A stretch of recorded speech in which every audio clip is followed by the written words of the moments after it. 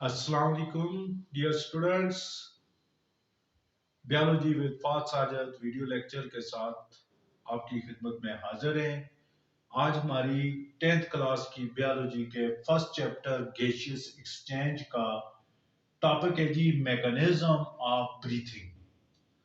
तो टॉपिक शुरू से करने से पहले ब्रीथिंग का जो प्रोसेस होता है वो किस स्ट्रक्चर के थ्रू होता है, कौन सी स्ट्रक्चर उसमें इन्वॉल्व है, तो उस स्ट्रक्चर को जरा देखते हैं। ब्रीथिंग प्रोसेस होता है कहाँ पे है, जरा उससे रिलेटेड स्ट्रक्चर को देखते हैं। ठीक है जी।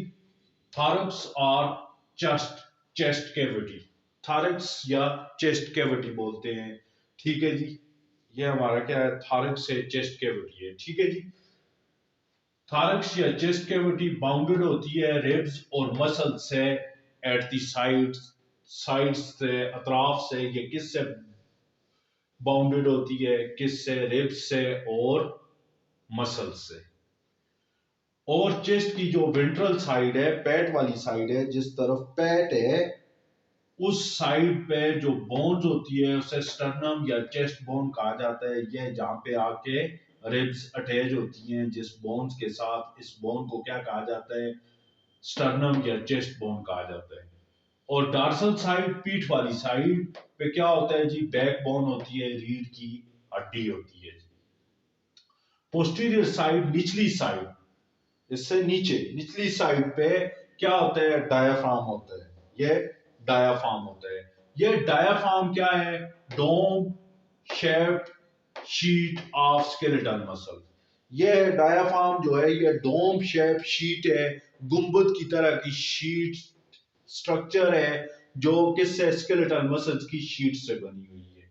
अच्छा जी, आगे कौन सी, इंटरकॉस्टल मसल्स। ये कौन से मसल्स हैं, मसल्स जो रिब्स के दरमियान मौजूद हैं, इनको क्या कहा जाता है, इंटरकॉस्टल मसल्स कहा जाता है। इनको क्या कहा जाता है, इंटरकॉस्टल मसल्स। डायग्राम में देखें तो ये स्टर्नम है, ये रिब्स हैं, ये रिब्स के दरमियान इंटरकॉस्टल मसल्स है, और ये पोस्टीरियर साइड पे, निचली साइड पे क्या है, डायाफ्राम। ठीक है जी। तो अब मूव करते हैं अपने टॉपिक की तरफ, मैकेनिज्म ऑफ ब्रीथिंग। तो ब्रीथिंग का जो मैकेनिज्म है, जो प्रोसेस है, जो तरीका है, उसमें दो फेजेस हैं। ठीक है जी। पहली फेज को क्या कहा जाता है, इंस्पायरेशन। पहली फेज को क्या कहा जाता है, inspiration. What is inspiration, taking in of air is called inspiration. ठीक है जी। हवा का अंदर लेके जाना, सांस अंदर को लेके जाना क्या कहलाता है, इंस्पायरेशन कहलाता है। और expiration, letting out of air is called expiration. सांस का बाहर निकालना क्या कहलाता है, एक्सपायरेशन कहलाता है। ये दोनों प्रोसेस कंटिन्यूसली होते हैं और एक के बाद दूसरा, इंस्पायरेशन, एक्सपायरेशन, फिर इंस्पायरेशन, फिर एक्सपायरेशन। तो कंटिन्यूसली ये प्रोसेस होता रहता है। ठीक है जी। अब इंस्पायरेशन में देखते हैं कि एयर प्रेशर के लिहाज से कि कब इंस्पायरेशन कब होगी, एयर मूव्स इन, एयर अंदर को मूव करेगी, या इंस्पायरेशन होगी जब air pressure in the lungs is lower than the pressure outside the body. जब हमारे लंग्स के अंदर एयर प्रेशर कम होगा, लंग्स के अंदर एयर प्रेशर जब कम होगा तो बाहर से एयर मूव करेगी inside the body, this is called inspiration. और एक्सपायरेशन क्या है, एयर मूव्स आउट, हवा बाहर निकलेगी when the air pressure is greater than the atmospheric pressure. जब हमारे लंग्स में मौजूद एयर का एयर प्रेशर ज्यादा होगा हमारी आउटसाइड द बॉडी जो प्रेशर है उससे, तो क्या करेंगे, एक्सपायरेशन करेंगे। And inspiration and expiration are collectively called breathing. तो हम मजीद आगे इंस्पायरेशन और एक्सपायरेशन को देखते हैं वन बाय वन और इन पे मजीद बात करते हैं। तो मूव करते हैं नेक्स्ट। जो हमारा टॉपिक है वो इंस्पायरेशन है, which is the first step of breathing. As you know very well, breathing, inspiration and expirations are collectively called breathing. तो इंस्पायरेशन में क्या होता है, चेस्ट का वॉल्यूम जो है वो इंक्रीज हो जाता है और लंग्स के अंदर जो एयर प्रेशर है वो डिक्रीज हो जाता है। ये दोनों चेंजेस आने की वजह क्या है, इसकी रीजन क्या है, होता है इस तरह है कि जो डायाफ्राम है उसके मसल, डायाफ्राम के मसल्स कंट्रैक्ट होते हैं और फ्लैट हो जाते हैं और सीधे हो जाते हैं instead of dome position. Dome position से क्या हो जाते हैं, फ्लैट पोजीशन में आ जाते हैं, सीधे हो जाते हैं।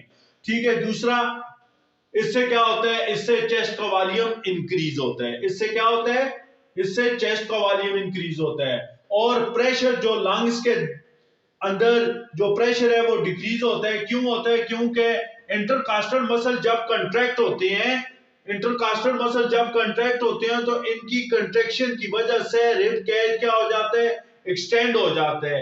अब स्पेस ज्यादा हो जाती है, रिब केज एक्सटेंड हो गया तो जो एयर है इनसाइड द लंग्स उसका जो एयर प्रेशर है वो क्या हो जाएगा, कम हो जाएगा। वॉल्यूम ज्यादा होने से क्या होगा, प्रेशर कम हो जाएगा। ठीक है जी।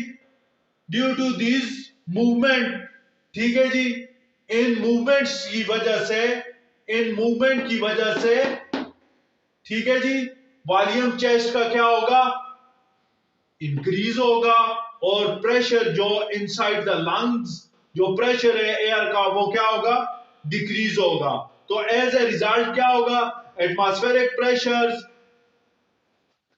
Rashes into the lungs. Atmosphere pressure क्या करेगा, एयर को रश करेगा किसके, इनटू द लंग्स, लंग्स के अंदर थ्रू एयर पैसेज वे, जो एयर पैसेज वे इसके जरिए एयर जो है वो किधर चली जाएगी, लंग्स के अंदर चली जाएगी इन वजूहात की वजह से। तो नेक्स्ट टॉपिक है जी एक्सपायरेशन।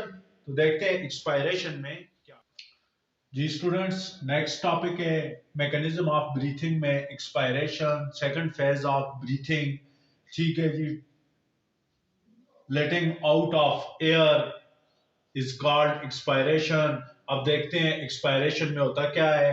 रिब्स के मसल्स जो हैं, इंटरकॉस्टल मसल्स जिन्हें कहा जाता है, रिब्स के मसल्स और डायाफ्राम के मसल्स जो पहले कंट्रैक्ट थे अब क्या हो जाते हैं, रिलैक्स हो जाते हैं। क्या हो जाते हैं जी, रिलैक्स हो जाते हैं। इनके रिलैक्स होने से जो रिब केज है वो नीचे की तरफ जाता है, गोज डाउन, अंदर की तरफ चला जाता है। ठीक है जी। और डायाफ्राम जो है वो दोबारा किस पोजीशन में आ जाता है, फ्लैट पोजीशन से ज्यादा दोबारा किस में, डाउन पोजीशन में आ जाता है। ठीक है जी। चेस्ट कैविटी जो है उसका वॉल्यूम इंस्पायरेशन में जो इंक्रीज हुआ था अब वो वॉल्यूम दोबारा क्या हो रहा है, डिक्रीज हो रहा है। ठीक है। जब वॉल्यूम डिक्रीज होगा तो आपको पता है प्रेशर इंक्रीज होगा, because pressure and volumes are inversely proportional to each other. ठीक है जी। जब वॉल्यूम डिक्रीज होगा तो वॉल्यूम डिक्रीज होने से क्या होगा, लंग्स के अंदर जो एयर है उस पे प्रेशर क्या होगा, इंक्रीज होगा और इस increase in pressure on the lungs की वजह से एयर को क्या किया जाएगा, एक्सपेल आउट किया जाएगा and the process is called expiration. Clear students. तो मूव करते हैं नेक्स्ट टॉपिक की तरफ। जी स्टूडेंट्स, नेक्स्ट हमारा टॉपिक है गैसियस एक्सचेंज इन लंग्स। पहले आपने पढ़ा मैकेनिज्म ऑफ ब्रीथिंग, ब्रीथिंग का कहा कि इंस्पायरेशन और expiration are collectively called breathing. फिर हमने इंस्पायरेशन पढ़ी और पढ़ा कि उसमें कौन कौन सी चेंजेस डायाफ्राम में और आपके जो चेस्ट कैविटी है उसमें कौन कौन सी चेंजेस आती हैं। फिर इसी लिहाज से हमने एक्सपायरेशन को पढ़ा। अब हमारा जो मेन जो गैसियस एक्सचेंज है वो कहाँ पे होती है वो लंग्स में होती है और हम देखते हैं किस तरह होती है। अब आपने पढ़ा कि लंग्स में cluster of duct are present, these are called alveoli. तो जिनके बारे में कहा कि जो बंच ऑफ ग्रेप्स की तरह होते हैं, अंगूरों के गुच्छे की तरह होती है यह एल्वियोलाई। ठीक है जी। इसकी जो वाल्स होती हैं वो बहुत ज्यादा थिन होती हैं। वाल्स क्या हैं, थिन है। इस तरह आप कंसिडर करें। ठीक है जी। अब वाल इसकी क्या है, थिन है और इसके ऊपर क्या मौजूद है, ब्लड कैपिलरीज मौजूद है। इसके यहाँ पे क्या है, ब्लड कैपिलरीज मौजूद है। ठीक है जी। यहाँ पे आप कंसिडर करेंगे क्या है, ब्लड कैपिलरीज है, ठीक है। ये क्या है, एल्वियोलाई, एल्वियोलाई, ठीक है जी। अब एल्वियोलाई की वाल्स जो है वो बहुत ज्यादा थिक है, और इन वाल्स के साथ साथ क्या है, नेटवर्क ऑफ ब्लड कैपिलरीज है।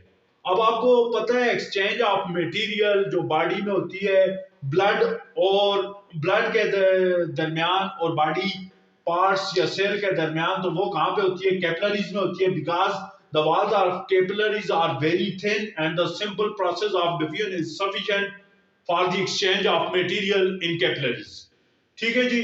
और एल्वियोलाई के ऊपर भी किसका नेटवर्क है, कैपिलरीज का नेटवर्क है, और इस लिहाज से एल्वियोलाई जो है वो एक्सीलेंट साइट है फॉर गैसियस एक्सचेंज। अब होता क्या है, जो एयर इंस्पायरेशन में इन हुई, जो एयर आप इंस्पायरेशन में इन करते हैं उसमें ऑक्सीजन की कंसंट्रेशन हाई होती है एज कंपेयर टू ब्लड जो के मौजूद है कैपिलरीज में।